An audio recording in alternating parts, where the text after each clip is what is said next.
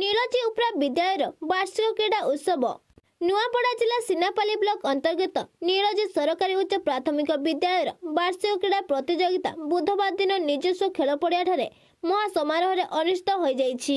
विद्यालय प्रधान शिक्षक श्रीजुक्त सत्यव्रत गहिर सभापतित्व अनुष्ठित उद्घाटनी सभारे मुख्य अतिथि भाव नीलजी ग्राम पंचायत सरपंच श्रीजुक्त लक्ष्मण प्रधान, मुख्य वक्ता भाव नीलजी सीआरसीसी श्रीजुक्त राकेश कुमार मिश्र और सम्मानित अतिथि भाव विद्यालय परिचालना कमिटीर सभापति श्रीजुक्त शंकर नियाल और विशिष्ट शिक्षक श्रीजुक्त सेवकराम पात्र जोगदे क्रीड़ा उत्सवर पताका उत्तोलन एवं देवपूजन पूर्वक प्रतियोगितार शुभ उद्घाटन करथिले। सुस्थ समाज गठन और सुनागरिक तैयारी पई क्रीडार नित्यांत आवश्यकता रहिछि बोली अतिथिगण सभारे मत प्रकाश करथिले।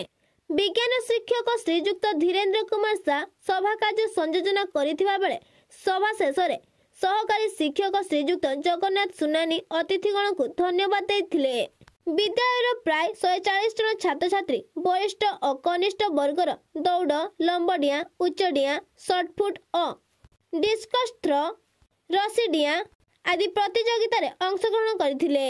खेल शिक्षा दायित्व रे थिबा शिक्षक श्रीजुक्त परमानंद माझी प्रतियोगितार उत्तम परिचालना करथिले। समस्त शिक्षक और छात्र छात्री सहयोग करथिले। आगामी वार्षिक उत्सव कृति छात्र छात्री मानकु पुरस्कृत करा जिवो बोली प्रधान शिक्षक उद्यापनी सभारे घोषणा करथिले।